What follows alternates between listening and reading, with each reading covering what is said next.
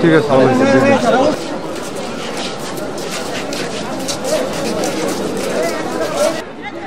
একটু সুন্দর কথাকে আমি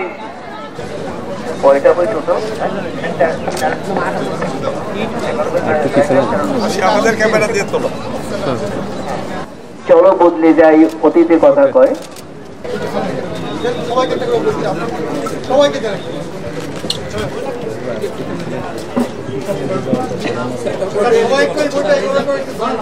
আমি বইটি উন্মোচন করার জন্য অনুরোধ করছি। 11টা বইয়ের উন্মোচন করার অনুরোধ করছি। স্যার সবাই ক্যামেরা, স্যার সবাই ক্যামেরা স্যার। এই অনুষ্ঠানে প্রধান অতিথি হিসেবে উপস্থিত আছেন কর্নেল মোহাম্মদ আব্দুল হক, পিএসসি অবসরপ্রাপ্ত চেয়ারম্যান রাওয়াল।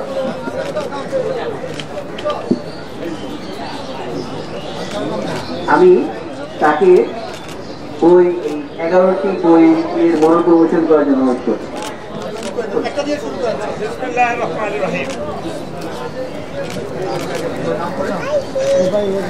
আমি প্রথমে যে বইটি, তার নাম হচ্ছে ভালোবাসার বৃষ্টি কবিতা। এই বইটির লেখক কর্নেল খায়রুল হাসান, অবসরপ্রাপ্ত।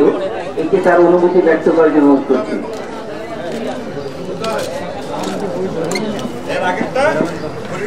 আমরা জন্ম থেকেই কারো না কারো ভালোবাসা পেয়ে এতটা পথ হেঁটে আসতে পেরেছি। আমাদের প্রথমত স্রষ্টার ভালোবাসা, মা বাবার ভালোবাসা, ভাই বোনদের ভালোবাসা, প্রেমিক প্রেমিকাদের ভালোবাসা, আপামর জনসাধারণের ভালোবাসা। এই সকল ভালোবাসা আমাদেরকে কবিতা লিখতে উৎসাহিত করে, অনুপ্রাণিত করে, কবিতা শেখায় এবং সবসময় আমরা অনুভব করি, লিখি বা না লিখি, আমরা এই ভালোবাসা কোনোরকম শুনতে পাই, অনুভব করি। এই ভালোবাসা আমাদের জীবনটাকে যদি একটা বৃত্ত ধরি, ভালোবাসা হচ্ছে এই বৃত্তের পরিধি চলমান বিন্দু। এই ভালোবাসাকে নিয়েই আমাদের জীবন।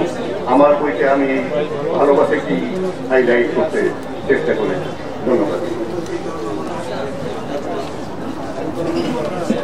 আমি এখন কবিতা সমগ্র বইয়ের লেখক মেজর ফরিদা আহমেদ ভুঁইয়াকে তার অনুভূতি ব্যক্ত করার জন্য।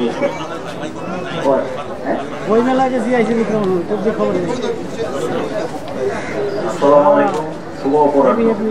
আমি মেজর ফরিদা আহমেদের ছোট ভাই। আমি বড় ভাইয়ের পক্ষ থেকেই সবাইকে শুভেচ্ছা জানাচ্ছি, ভাইয়ের জন্য দোয়া চাই। আজকের বইটি তার বিভিন্ন সময়ে তার চাকরি জীবনে পরিবেশগত যতগুলি ছিল সেই পাণ্ডুলিপিগুলি আমি সংগ্রহ করেছিলাম। সেই সংগ্রহ করে একটা বইয়ের আকার দিয়েছি। তো ভাইয়ার আরেকটা বইও ছিল ইংলিশ, বাংলাটাই আমি বলছি। আমার চেষ্টা ছিল এবং আমার সঙ্গে বেশ কয়েকজন ছিল। তার লেখার মধ্যে যেটি ছিল সেটা হচ্ছে যে তার সমকালীন ভাবনা ছিল এবং সমাজ চিন্তার যে বিষয়টা সেটা এখানে সে নিয়ে এসছে এবং তার কিছু পারিপার্শ্বিকতার প্রভাব কবিতাগুলিতে আছে। তো আমি মনে করি যে আপনারা ভাইয়ার জন্য দোয়া করবেন, সবার কাছে দোয়া চাই। এখন করিডোর বইয়ের লেখক মোহাম্মদ বশির আহমেদ, অবসরপ্রাপ্ত। তাকে তার বই সম্পর্কে অনুভূতি ব্যক্ত করার জন্য অনুরোধ করছি। সংক্ষিপ্ত অনুভূতি ব্যক্ত করার জন্য অনুরোধ করছি। আচ্ছা, আমি এখন দেশপ্রেম থেকে লেখা একটি গঠনতন্ত্র, এই বইয়ের লেখক ক্যাপ্টেন মাহমুদ সাইদ, অবসরপ্রাপ্ত। তাকে সংক্ষেপে তার অনুভূতি ব্যক্ত করার জন্য অনুরোধ করছি। দেশপ্রেম থেকে লেখা একটি গঠনতন্ত্র, ক্যাপ্টেন মাহমুদ সাইদ।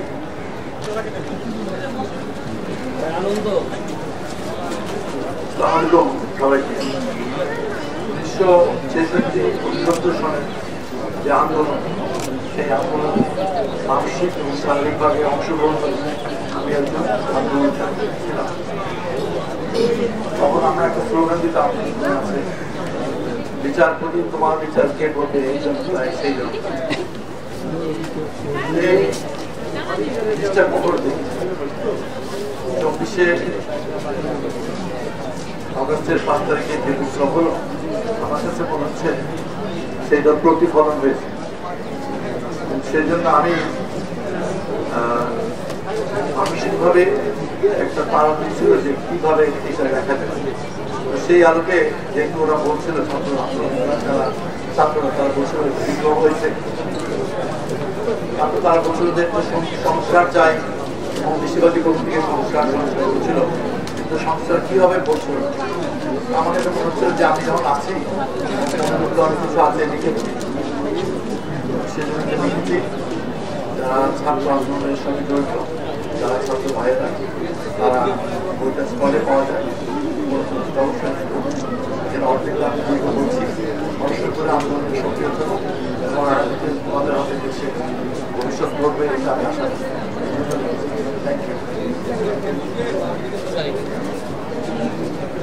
ধন্যবাদ। স্তনের সিম্ফনি এই বইয়ের লেখক মেজর সৈয়দ মুখলিসুর রহমান তার অনুভূতি ব্যক্ত করার জন্য। আচ্ছা, আমি এখন চলো বদলে যাই এই বইটির লেখক মিজি আহমেদকে তার অনুভূতি সংক্ষেপ অনুভূতি ব্যক্ত করার জন্য। অতীত কথা কয় এই বইয়ের লেখক জলিল শরীফ।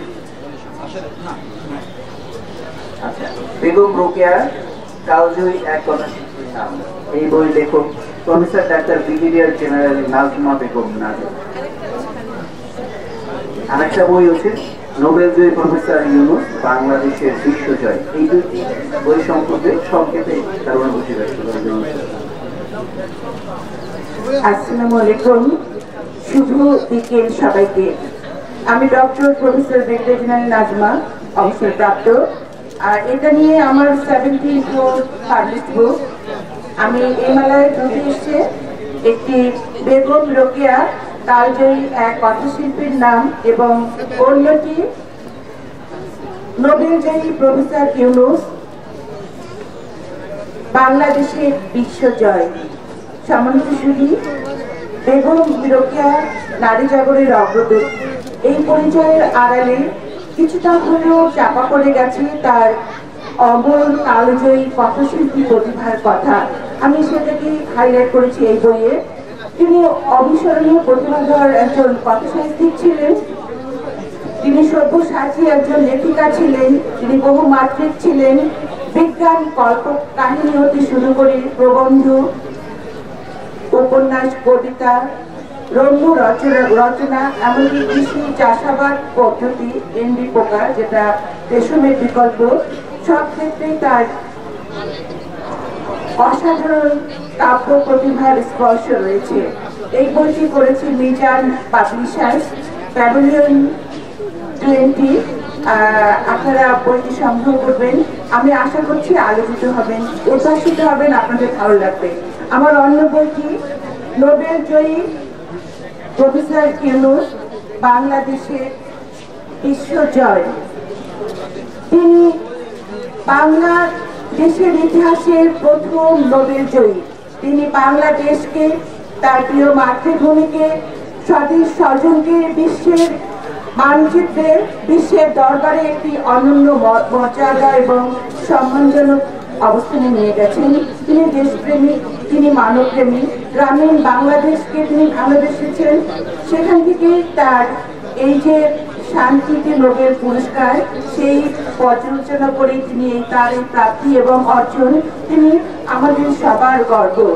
এবং তিনি শুধু তাই নয়, তার থিওরিগুলো যেমন 3-0 থিওরি, এটি এমনকি বিশ্বের উন্নত দেশগুলো এটা অনুকরণ করছে এবং তারা এগিয়ে যাচ্ছে উন্নয়নের লক্ষ্যে। তো এই বইটিতে সেই কথাগুলি সংকৃত হয়েছে সরবে এবং সালমকারী। আপনারা এই বইটি করেছে এশিয়া পাবলিকেশন, স্টল নাম্বার 561, 62, 63 এবং 64। আমি আশা করছি বইটি আপনাদের ভালো লাগবে, আপনারা সংগ্রহ করবেন। নিঃসন্দেহে আপনারা এটা নিয়েও আপনারা আপনাদের কাব্যর যে উন্মোচিত যে আয়োজন, সেখানে আপনারা উদ্ভাসিত হবে। ভালো থাকবেন। আর বইটি এছাড়াও আমাদের রাওয়া স্টলে পাওয়া যাচ্ছে, এটা স্টল নাম্বার 791 এবং 792। আর সবাইকে সাদর আমন্ত্রণ এবং ধন্যবাদ, কৃতজ্ঞতা প্রকাশ করছি। আল্লাহ হাফিজ। আপনাকে ধন্যবাদ। এবারে যে বইটি সম্পর্কে বলবেন, বইটির নাম হচ্ছে প্রিয়তমেশু। এর রাইটার হচ্ছে ফরিদা আহমেদ রিকু, মেজর আক্তার উদ্দিন আহমেদ অবসরপ্রাপ্ত এর সহধর্মী। আমি তাকে ওই সম্পর্কে সংক্ষেপে কিছু বলার জন্য অনুরোধ করছি। ধন্যবাদ। আসসালামু আলাইকুম, শুভ অপরাহ্ন। আমি ফরিদা আহমেদ রিকু। আমি এটি আমার পঞ্চম বই। আমি বেসিক্যালি উপন্যাস লিখি। তো এটাই আমার সবচেয়ে প্রথম কবিতার বই, পঞ্চম বই। এটার নাম প্রিয়তমেশু। এখানে আমি আসলে সামাজিক অবস্থা, প্রেম, ভালোবাসা, বার্ধক্য, মৃত্যু এসব নিয়ে লিখেছি। তো আমি আশা করি বইটি আপনাদের ভালো লাগবে, কারণ একটি সমসাময়িক ঘটনা নিয়ে লেখা। আপনারা যদি বইটি কিনতে চান তাহলে 791-92 দাওয়া স্টলে পাবেন। আর এই বইটি প্রকাশ করেছে পুঞ্জ প্রকাশ। ধন্যবাদ সবাইকে। ধন্যবাদ। এখন যে দুটি বইয়ের লেখক, ওই দুটির নাম হচ্ছে ইউরোপের নানা দেশে মহাদেশ থেকে মহাদেশে। এই বইটির এই দুটি বইয়ের লেখক হচ্ছে ডাক্তার রাহিমি খুরশিদ জাহান।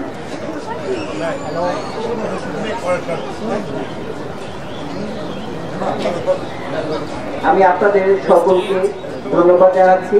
এখন হচ্ছে আজকের এই যে 11টি বইয়ের মহত্ব মোচনের প্রধান অতিথি কর্নেল মোহাম্মদ আব্দুল হক সিএসসি অবসরপ্রাপ্ত চেয়ারম্যান বাবা, তাকে সংক্ষেপে অনুভূতি ব্যক্ত করার জন্য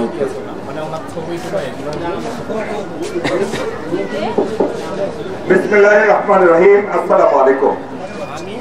আজকের এই ব্যতিক্রম ধর্মী বই মেলা, অর্থাৎ 15 বছর ফ্যাসিস্ট সরকারের কারাগার থেকে মুক্ত এই বই মেলা, এটা আপনাদের সকলকে স্মরণ করিয়ে দিতে চাই। গণপূর্ণচনের পেছনে যে ব্যানারটা আছে এটা লক্ষ্য করবেন, জুলাই গণঅভ্যুত্থান নতুন বাংলাদেশ বিনির্মাণ গ্রন্থ উন্মোচন অমর একটি বইমেলা 25। এটা ভুলে গেলে চলবে না। যাদের রক্তের বিনিময়ে আজকে আমরা এখানে দাঁড়িয়েছি তাদেরকে যাতে আমরা ভুলে না যাই। অসংখ্য হাত পাহীন, চক্ষুহীন, নাকহীন, কানহীন ভাই বোনেরা আজকে ঘরে ঘরে কাতরাচ্ছে, সেই কথাও আমাদের ভুলে গেলে চলবে না। আমার দুঃখ লাগে, কষ্ট লাগে, একটা বইও কোথাও তাদের নামে উৎসর্গ করা হয়নি। বলেছেন যদি করে থাকেন ভালো করেছেন, যদি কেউ করেছেন আমি তাকে আমার অন্তরের অন্তঃস্থল থেকে আন্তরিক ধন্যবাদ জানাচ্ছি এবং তার জন্য দোয়া করছি। থ্যাংক ইউ ভেরি মাচ ভাবি, থ্যাংক ইউ। এই একটা করেছে, 11টা বইয়ের মধ্যে একটা পাওয়া গেছে, জুলাই 24-এর বৈষম্য বিরোধী আন্দোলনের শহীদ মহান ছাত্র জনতার পবিত্র চরণ কমলে। যাই হোক, আমি আশা করব আমরা যাতে এই শহীদদেরকে অমর্যাদা না করি, তারা কোনো অংশেই তাদের স্যাক্রিফাইসকে, নিজের দিনের আলোকে জীবন্ত একজন মানুষকে হত্যা করেছে ফ্যাসিবাদ, সেই কথা যাতে আমরা ভুলে না যাই। স্নাইপারের গুলিতে হত্যা করা হয়েছে ফ্যাসিবাদ, হত্যা করেছে ফ্যাসিবাদ। হেলিকপ্টার থেকে গুলি করে নিজ দেশের মানুষকে হত্যা করেছে সেই ফ্যাসিস্ট হাসিনা সরকার। আপনারা যদি সেটা ভুলে যান, লেখকদেরকে বলবো আপনারা শত শত বই লেখেন, একজন ব্যক্তিকে লেখে বই লেখেন, একজন আহত ব্যক্তিকে নিয়ে বই লেখেন, একজন শহীদকে লেখে বই করেন, আপনার একটি জীবন, একটি ইতিহাস লেখেন, তাহলেই বাংলাদেশের মানুষ ধন্য হবে। আমি এই বলে আমার বক্তব্য শেষ করছি। আপনাদের সকলকে ধন্যবাদ এই মহৎ আয়োজনের জন্য এবং আল্লাহ রাব্বুল আলামিন আমাদের সহায় হন। আল্লাহ হাফেজ। বাংলাদেশ জিন্দাবাদ। আজকে এই 11টি বইয়ের লেখক লেখিকা এবং মঞ্চে যারা ছিলেন প্রধান অতিথি সকলকে ধন্যবাদ জানাচ্ছি।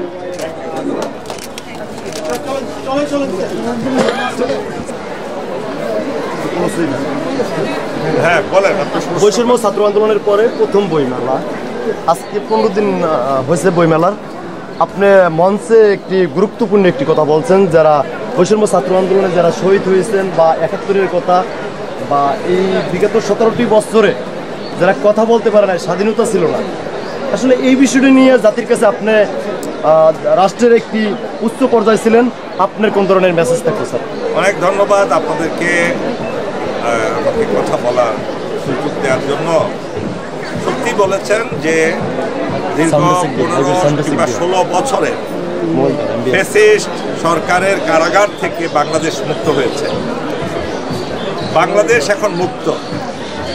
এই মুক্ত যাদের কারণে হয়েছে, যে সকল শহীদ ভাই বোনেরা জুলাই আগস্টের বিপ্লবে নিজেদের জীবনকে উৎসর্গ করেছেন এদেশের মুক্তির জন্য, খুব সহজ ব্যাপার ছিল না সেটা অত্যন্ত কঠিন। নিজের জীবনকে বিলিয়ে দেওয়া সেই সাইদের মতো, আবু সাইদ, যে আবু সাইদ দিনের আলোতে, দিনের প্রচণ্ড সূর্যালোকের মধ্যে 2 হাত উঁচু করে নিজের জীবনকে সমর্পণ করে দিয়েছিল এই দেশটাকে কারাগার থেকে মুক্ত করার, ফ্যাসিস্ট হাসিনার কারাগার থেকে মুক্ত করার, ফ্যাসিস্ট ইন্ডিয়ান গভর্নমেন্টের সহযোগিতায় পরিচালিত সরকার থেকে মুক্ত করার জন্য যিনি যারা জীবন দিয়েছেন তাদের জন্য আজকে আমাদের অত্যন্ত দুঃখের বিষয়, তাদের কথা আমরা ভুলে গেছি। এই বইমেলা মাত্র 6 মাসের মাথায় তাদেরকে আমরা ভুলতে বসেছি। তাদের সম্পর্কে আমি মনে করেছিলাম লেখকরা বাংলাদেশে প্রেম ভালোবাসার সাগরে হাবুডুবু না খেয়ে, এত হাবুডুবু খাচ্ছে প্রেম ভালোবাসার সাগরে, হাবুডুবু খেতে গিয়ে তারা আমাদের বিপ্লবী সেই শহীদদেরকে আমরা ভুলে গিয়েছি, তাদের রক্তকে ভুলে গিয়েছি, তাদের প্রতি সম্প্রীতি সহানুভূতি সেই কথা আমরা ভুলে গেছি। কেন আমরা সেই অকৃতজ্ঞ জাতি, আমরা কেন অকৃতজ্ঞ হতে চলেছি? এটা যাতে আর না হয়, এটা আমাদের শিক্ষণীয় হোক। আমরা এই হাজার হাজার শহীদান, একই সাথে হাজার হাজার যারা বঙ্গুত্ব বরণ করেছে, চোখহীন, নাকহীন, কানহীন, পাহীন, হাতহীন, তাদেরকে নিয়ে, প্রত্যেককে নিয়ে আমি লেখকদেরকে অনুরোধ করব এক একটি করে বই লেখেন, তাহলে এই দেশ সার্থক হবে। ভবিষ্যৎ প্রজন্ম অনুপ্রাণিত হবে আপনাদের বই পড়ে, যে বই পড়ে তারা দেখবে যে শত্রুকে পরাজিত করতে হলে নিজের জীবন বিলিয়ে দিতে হয়, দেশের স্বাধীনতা সার্বভৌমত্বকে রক্ষা করতে হলে নিজেদের রক্ত দিতে হয়। এই কথাগুলো আপনাদের বই থেকে জানাজানি হোক।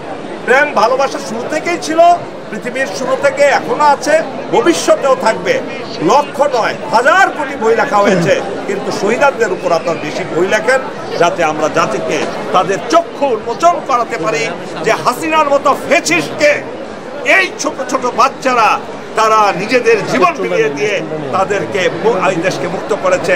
আজকে আমি আপনারা এই মুক্ত আবহাওয়ায় আজকে কথা বলছি, এর চেয়ে বড় পাপ দিয়ে আর কিছু হতে পারে না, এটাই আমার কথা। স্যার, স্টল নাম্বারটি আর আপনার বইটার নামটা যদি একটু বলতেন। আমার 4টি বই পাবলিশ হয়েছে আগে। একটা প্রথম বই ছিল শান্তির সন্ধানে। আমি চেষ্টা করেছি আমার বইয়ের মাধ্যমে পৃথিবীর মানুষ অশান্তি থেকে মুক্ত হয়ে কিভাবে শান্তি পেতে পারে, ব্যক্তিগত শান্তি, পারিবারিক শান্তি, সামাজিক শান্তি, দেশীয় শান্তি। সেই জন্য বইয়ের নাম দিয়েছিলাম শান্তির সন্ধানে। দ্বিতীয় বই পথ চলার পাথেও। আমরা জানি না আসলে আমাদের পথের পাথেও পড়তে, আমরা সেটা খুঁজে পাই না, আমি সেই পথ দেখিয়েছি সেখানে। তৃতীয় বই ছিল গৌরবের সেনাবাহিনী, যে বইটা আমি উল্লেখ করেছি বাংলাদেশ সৃষ্টি হতো না যদি বাংলাদেশ সেনাবাহিনী না থাকতো, বাংলাদেশের অস্তিত্ব হতো না যদি সেই সেনাবাহিনী না থাকতো। সেই সেনাবাহিনীর গৌরব ঐতিহ্যকে আমি তুলে ধরেছি। আর চতুর্থ বই ছিল সামরিক বাহিনীর 6 তারকা, সামরিক 3 বাহিনীর 6 জন আমাদের বিশিষ্ট অফিসারদেরকে নিয়ে, তাকে সামরিক নেতাদেরকে নিয়ে আমার সেই বই, এবং আরও বই বের হবে পরবর্তী মাসে, সেটা হলো স্বাধীনতার সমরনায়ক। আজকে যে বইটি আপনি মনোরঞ্জন করলেন, সেই বইটির নাম কি, যে রাইটারের নাম? 11টা বই আজকে মনোরঞ্জন হয়েছে। এই মুহূর্তে আমার সবগুলো বইয়ের নাম মনে নেই। এখানে লেখকরা উপস্থিত আছেন, আপনারা দেখতে পাচ্ছেন সব লেখকরা উপস্থিত আছেন। তাদেরকে আমি আন্তরিকভাবে ধন্যবাদ জানাচ্ছি যে তারা লিখছেন। এই লেখা কন্টিনিউ করতে হবে এবং এই লেখার মাধ্যমে সমাজের ব্যবস্থা পরিবর্তন করা যেতে পারে। ধন্যবাদ স্যার আপনাকে। স্টোর নাম্বারটা যদি একটু বলতেন স্যার। মুখে বললে ভালো হইতো। আমাদের রাওয়া পাবলিকেশন আছে, যেটা আপনারা জানেন বাংলাদেশের অন্যতম একটি সংগঠন হলো retired arm forces officers welfare association, সংক্ষেপে রাওয়া। এই রাওয়া বাংলাদেশের শুধু মিলিটারি অফিসারদের মধ্যে ভূমিকা রাখছে না, এই রাওয়া ভূমিকা রাখছে সারা বাংলাদেশের আপামর জনসাধারণের উপর, এই জাতির উপর। আমরা দিক নির্দেশনা দিব জাতিকে সঠিক পথে আনার জন্য ও আমাদের রিটায়ার্ড কমিউনিটি। এখানে আমার সিনিয়র অনেক শ্রদ্ধেয় স্যার আছেন যারা রাতদিন কাজ করছেন এই রাওয়ার মাধ্যমে। আমরা ইনশাল্লাহ একটা নতুন দিক উন্মোচন করবো রাওয়ার কমিউনিকেশন। ধন্যবাদ স্যার। আমাদের স্টলের নাম রাওয়া পাবলিকেশনস, আপনারা দেখছেন, নাম্বারটা হলো 791 এবং 792। আপনাদের সকলকে অনুরোধ করবো যারা এই ভিডিও দেখছেন আপনারা এই স্টলে এসে আমাদের সামরিক বাহিনীর লিখিত বইগুলো পড়বেন। আশা করি আপনারা উপকৃত হবেন, দেশ উপকৃত হবে, জাতি উপকৃত হবে। ধন্যবাদ।